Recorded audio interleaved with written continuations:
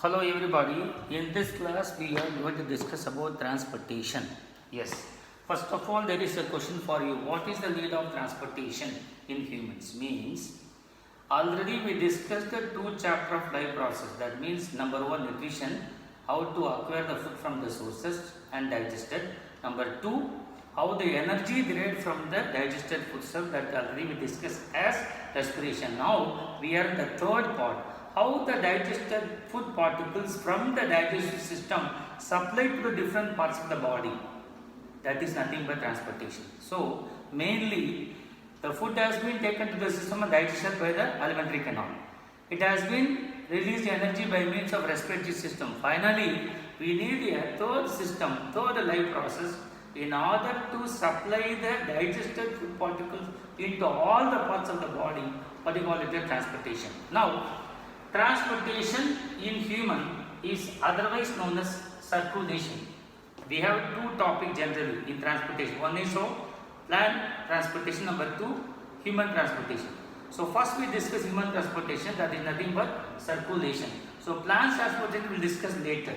So what I mean by circulation? Here they have the beautiful definition for circulation is nothing but movement of blood from the heart to the different parts of the body and vice versa. What do you call it as circulation? See, circulation, movement of the blood from the heart to different parts of the body, again it's coming back to the same heart for the second circulation. What do you call it as circulation? So the movement of the blood from the heart to the different parts of the body and coming back to the heart, what do you call it as circulation? So this whole process collectively performed by the set of the organs, what do you call it as circulatory system. So what is the circulatory system? The whole process of supply the blood into different parts of the body. We need such organs. These all the organs are collectively called it as circulatory system. Now come to the major components of the circulatory system. When we talk about the major components, we have number one heart, number two blood, number third is blood vessels. So these are all the three major part of the human circulatory system. Number one, heart. What is the heart? Heart is the muscular pumping organ. Muscular cone-shaped pumping organ which is used to supply the blood into different parts of the body. Now where it is located? It is located in the slightly the left side of the median of the your chest cavity. It is the size of closed fist. So it is located in the chest cavity, little bit left hand side of your median, as well as the size of it is a closed fist. So that is the heart. So heart is a muscular special blood pumping organ in human body.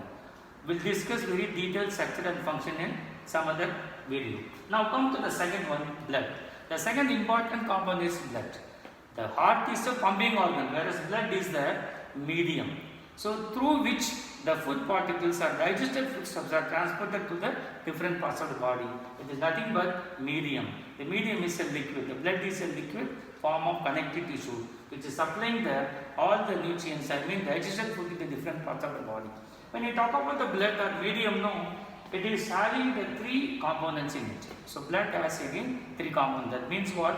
Blood mainly contains blood cells as well as liquid part of the plasma. So forget about the plasma now. What is the components of the blood cells? RBC, WBC and platelets. So these are all the solid components of the blood, whereas the liquid part of the blood is called plasma. What's the liquid component of the blood? That is the plasma. You can write it here, plasma. So plasma is the liquid part of the blood, whereas other components are solid, which are RBC, red blood corpuscle, WBC, white blood corpuscle, and finally platelets. So we will discuss in higher classes very detailed about all those things. Now come to the third part of the component of the human circulatory system is blood vessels. What is the blood vessels? It is a channel. See, heart is a pumping organ, blood is a medium to supply, and how it is transported through the well-defined channel. The channels are nothing but blood vessels. There are two types of blood vessels, arteries and veins. Also, there is a minute blood vessel, what we call it as capillary, that we will discuss later, artery and veins. When I talk about artery, no, it is a special blood vessels which take away the blood from the heart.